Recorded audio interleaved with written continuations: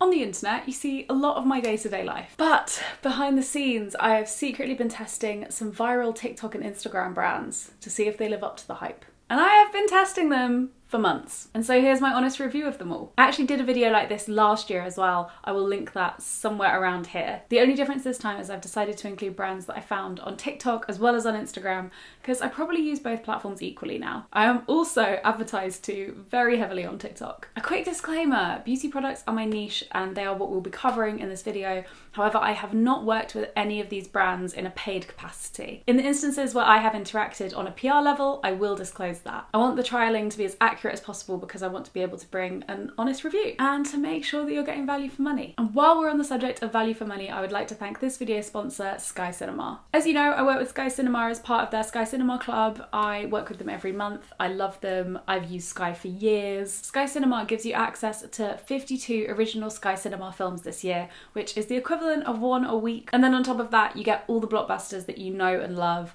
This month they have released June. It is out on Sky Cinema on April 15th. And so I gave it a watch. I loved June. Dead serious. I wasn't expecting to like it as much as I did. I actually watched it and made notes. I thought that there were some beautiful visual references to Star Wars and in general a film about space and about adventure and kind of, I guess it's sci-fi ultimately.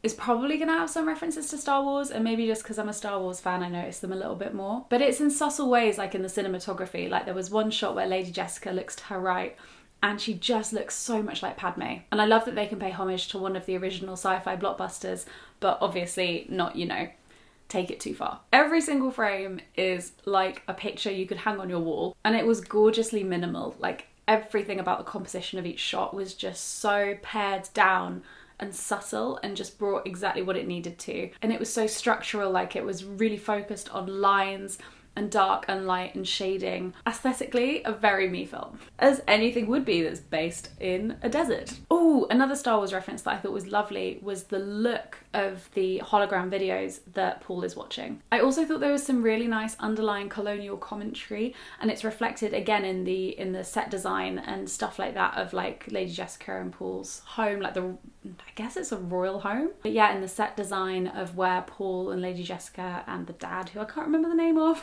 live, there's just a lot of colonial referencing, and I thought that was really cleverly woven into the story. Because at the beginning, their story is somewhat reminiscent of families sent out to parts of the empire to rule the colonies. And that also came across in the design of the compound in the planet Arrakis. Or Irakis, I can't quite remember. Yeah, and it's like kind of a military film. It's so interesting. Anyway, I couldn't recommend it enough. If you get the opportunity, please give June a watch. And as I said, it's available on Sky Cinema from April 15th. If Sky Cinema sounds like your kind of thing, I will leave a link in the description where you can find out more info. And thanks again to Sky for working with me on this video. Right then, we've done enough film reviewing. Let's move into some beauty product reviews. Let's start with Flamingo. So in my last testing video, I tried Estrid, and a lot of the comments said, why don't you try Flamingo? I've heard they're better. So I tried Flamingo. So Flamingo is a challenger body care brand like Estrid. I believe they don't just do shaving, but they actually do waxing as well, and maybe some other things. And I've mainly been advertised this brand on Instagram, specifically through celebrity endorsements. I know that Ashley Graham partnered with them, and I think that's the first time I heard of them. So yeah, I've mainly come across them through celebrity and influencer partnerships, but I've also had them heavily advertised to me through paid social on Instagram and Facebook. I'm gonna divert to my laptop here where I'm going to read this out. On their site, they say, our team has spent years talking to women, sharing the nuances of our personal care rituals and developing great products to support them. So they are a sister brand to another razor company called Harry's, which you might have also seen. Now, these two companies are both subscription services that exist online and, you know, stocked online as D2C brands. They also are now stocked in Boots, I believe, so you can actually buy all of this in person in the UK, and it wouldn't shock me if you can do that internationally as well. Anyway, I was exploring their website, and something I want to mention before I get onto the product purchasing experience is that they set aside 1% of sales to support 6 charitable causes that support women, including a domestic violence charity and 2 non-profits that support Black women. And I think that's really important, and I really liked their selection of charities as well, because it shows an interest in diversity and diversifying who they support. It is very easy to not do due diligence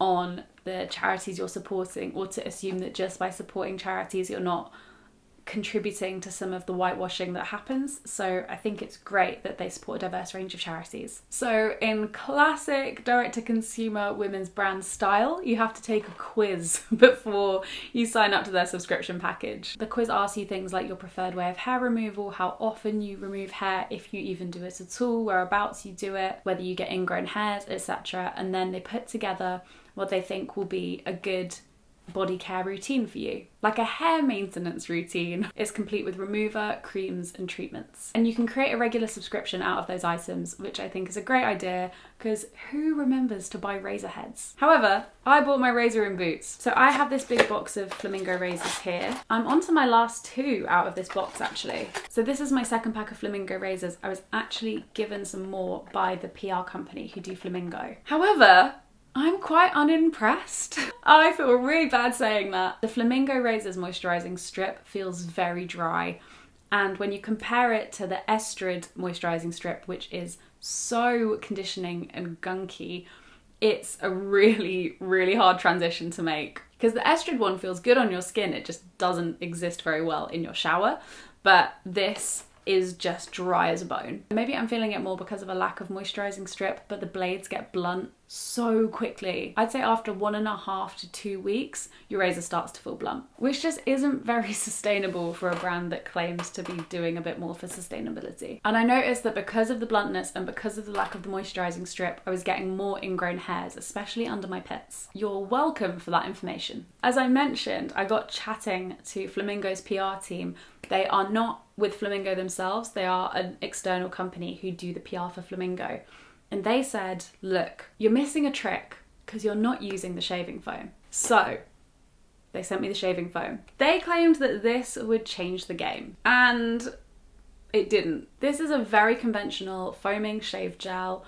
It is so normal. I have used shaving gel before. I tend to just use conditioner usually, but yeah, it just doesn't do anything different. And when you wash off shaving gel, I don't know if you feel the same, but I feel like my skin feels so dry afterwards, and unfortunately my skin did feel really dry after using this. I do try to use up products when I'm given them, so I am making my way through it slowly but surely. I'll be using it tonight, shaving my legs before I go on holiday. So I hate to say it, but I am not a fan of Flamingo's razors. My quest to find a nice razor continues. If you have any recommendations, please let me know, but this wasn't the vibe, unfortunately, and I'm still going. I've still got 2 more to use. I think I rated everything last time, so I will give this a 2 out of 5. A shame, a true shame. If you've made it to this far in the video, thank you so much, and I would really appreciate if you could give the video a little like so it reaches more people. Subscribe if you're new around here, and join if you'd like to support the channel. And if you can't join for whatever reason, I'd always appreciate you turning on notifications. It again really helps the channel. Let's move on to our next one. I think this one will be most interesting to a lot of people because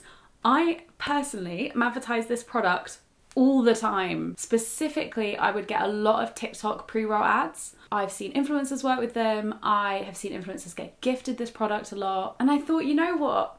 It is time to put it to the test. So I bring you Skin and Me. I've been using this for 3 months now, so I thought it was a good time to tell you how it's worked for me. So on the Skin and Me website, it says that they're a team of dermatologists and pharmacists looking to change the face of skincare. Let me read you a quote. Back in 2018, we realized that there was a huge problem in the world of skincare.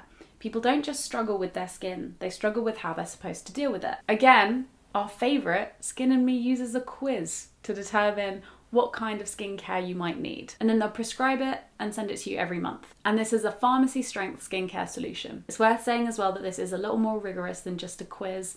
You send off photos and a pharmacist has a look at your skin and assesses if this is the right thing for you and the strength and a bit of stuff like that. Also wanted to touch on their sustainability stuff. With 8 million tons of plastic ending up in the oceans every year, this wasn't good enough for us, so we did things our own way and designed our packaging ourselves, using infinitely recyclable aluminium. However, the site does not say how to recycle their aluminium packaging. As far as I'm aware, this is fully sealed. I don't know if you can rinse this out, but I do know that items have to be clean in the UK before you can put them in your recycling. So I don't know how this works. However, their outer packaging that they ship the products in is entirely recyclable. It is a small, compact, basically folded piece of cardboard. So while I did really appreciate that the shipping packaging was just this small bit of cardboard, it's very low waste. The aluminium container, I truly don't know whether you're actually recyclable because I don't know how to clean it. I could just put it in my recycling and see, I guess, but it doesn't feel like the best option. It would be better if we knew, basically. Anyway, the cost is $24.99 for your monthly daily doser. And the thing about the daily doser is it has 28 doses in it exactly, and they are marked up the side. You twist, when you hear a click, that's all you need to use for that day. So you are using up every bit of this product every month. I believe you can actually get a free month for your first month. I'll leave a link if that's the case. So after I had done the quiz and I'd sent off my photos, I was prescribed azelaic acid 14% and niacinamide 4%. I believe this is for my skin redness and then also my rosacea. I don't even know if I would classify what I have as rosacea, but I get a lot of redness in my T-zone, especially when I'm stressed or flustered, or it used to be connected to me drinking as well. And the cold, the cold brings it out. So everyone's Skin and Me prescription will be slightly different. I've got a friend that was given 3 or 4 different types of product in one daily doser. I believe she had tretinoin, niacinamide and something else. So I can't speak to how your experience of Skin and Me will be, but I can speak to my own. So the product that I have is quite powdery. While it comes out in a liquid form, it feels very much like a powder. However, my dose never feels like enough to cover my face. I could easily use 2 doses a day. At the beginning, it used to burn a little bit after I applied it and I wasn't sure why. And I actually had a suspicion that maybe they added a little bit of menthol to the product so that it felt like it was working. In hindsight, I'm not entirely sure. It smells unscented, so maybe there's no menthol. But it just felt weird, like it was a real strong sensation when I first applied it. So let's talk about results. So I took photos at month 1 and month 3. I will include them here so you can see a before and after. I've taken them in the same part of my house at roughly the same time of day. So hopefully the light is similar and you can see if there's a difference. I actually haven't looked back at the photos yet, so I'm not sure what we're gonna find. And as a disclaimer as well, I quit drinking in November. So my skin has probably done a bit of a 180 from January even through to March. When I use this every day, I really notice a difference in my skin texture. My skin feels smoother, it feels really good. However, oftentimes I'm using it probably 4 times a week, maybe 5 times a week. And the other times I'm using a chemical exfoliant like a lactic acid. I don't know why, I just feel like for the sensitivity of my skin, it was probably best to alternate those days and not use the azelaic acid formula at the same time as a lactic acid. But yeah, in terms of skin texture, I did notice a difference from using it regularly. As I said, I haven't looked back at the photos yet, but I'll maybe give you a little reaction. I'm not expecting that there was much of a visual change, which leads me to say that I have now cancelled my subscription after month 3 for a product that is $24.99 for a skin concern that I'm not overly concerned about anymore. And when I know you can buy azelaic acid at 10% strength, which is probably enough for me and my skin at The Ordinary for like £10, I didn't feel like spending $24.99 a month was worth it for me. You never know, maybe that will change. Maybe I will go back to it after a little bit of time and realizing that it made more of a difference than I'd even noticed. But yeah, right now I feel like it just isn't something I need as a necessary expense. So if you're like me with relatively uncomplicated skin, I wouldn't necessarily recommend Skin and Me as a solution for you and your skincare. I honestly went into it thinking you were given a whole skincare routine, but no, you're literally given one single product. So you still have the skincare expenses of all the other products you use, even if that's just a cleanser and a moisturizer. However, if you struggle with your skin, and especially with acne, I think Skin and Me could be a good route for you. I know some people have skin concerns where only a prescription strength skin product would make a difference. And if you're one of those people, then Skin and Me could be a much easier route for you than trying to go via the NHS or going private where it might cost hundreds more pounds. Maybe this is a good middle ground. But if your skin is pretty normal like mine, maybe it's not worth the expense. If you've got the spare cash, maybe give it a go. Overall, I would rate Skin and Me a 3.5 out of 5. I'm adding the 0.5 as a speculative 0.5 because I think it could be really, really good for people who have other skin concerns that are maybe more serious than my redness. So the third brand I have tested is one that kind of fell into my lap. And it's also kind of a cheat. I've only been testing one of the products for months.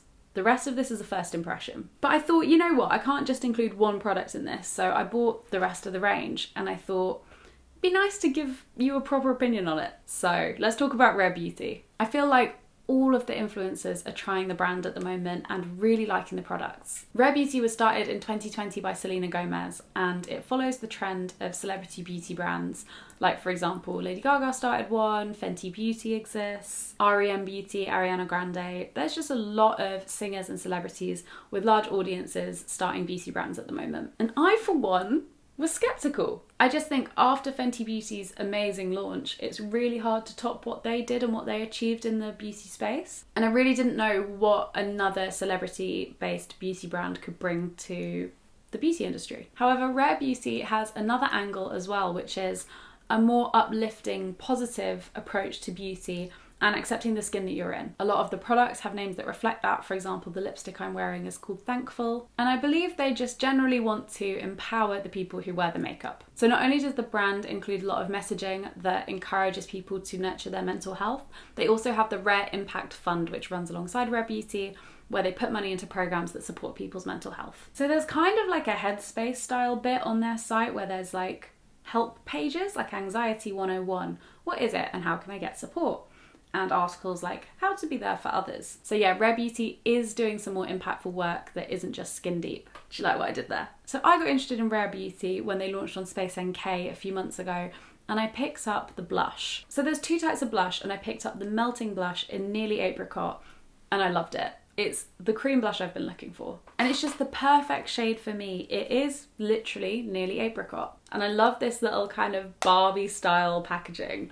It's really reminiscent of little palettes you'd get as a kid. So I did a little order, didn't I? And now I have put on a full face of Rare Beauty for you. And I just wanted to chat through it quickly. So when I first opened the delivery, one of the things I noticed was that the outer packaging was super, super nice. This lovely thick textured cardboard. Just the design and the typography is just really nice. Oh, you've charmed me. And I also love that a lot of the packaging is fully sealed. That might not sound like the biggest deal to you, but when I see that a mascara has a non-resealable tab that you can open and stuff like that, I find that really reassuring. It shows that my makeup hasn't been worn before or tested before and that it's 100% fresh. And there's other little details of the packaging I really liked too, like the lipstick has a magnetic closure so it will stay shut in your bag. So after applying a sheer base, I went for the concealer in the colour 170W. Sorry, that took me a while. And this is thick. This is a chunky concealer. It is not very me, but if you like a lot of coverage, then it might be for you. The colour match was pretty good. It was on the light side, which is what you want for a concealer, but a little goes a long way and it's quite heavy. And I was actually quite surprised. I was hoping for something a bit lighter, a bit more sheer, a bit more glowy,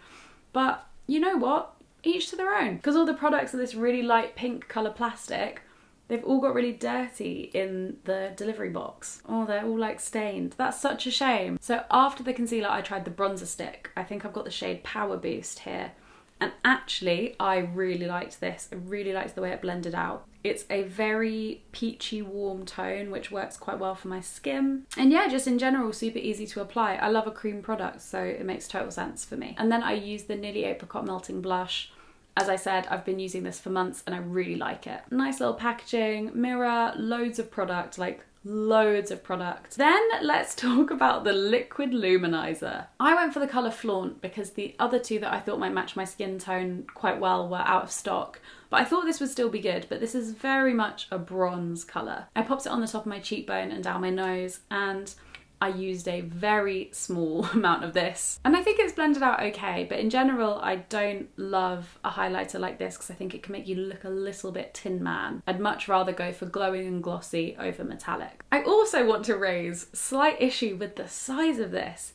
This is enormous. So this is a lipstick, and this is the liquid luminizer. It's enormous. I don't know how anyone would finish this. You'd have to use it every day for like 3 years for the amount you're using. Unless you were using it maybe for your eyes as well. It's just enormous. It doesn't need to be this big. Other than my qualms with having too much of stuff, which you can dispute in the comments. Yeah, it's kind of fine. It's not my preference, but if you like a more metallic highlight, then yeah, go for it. Then I tried the mascara. I bought a mini travel size just because in case I didn't like it, I didn't want to buy a full size.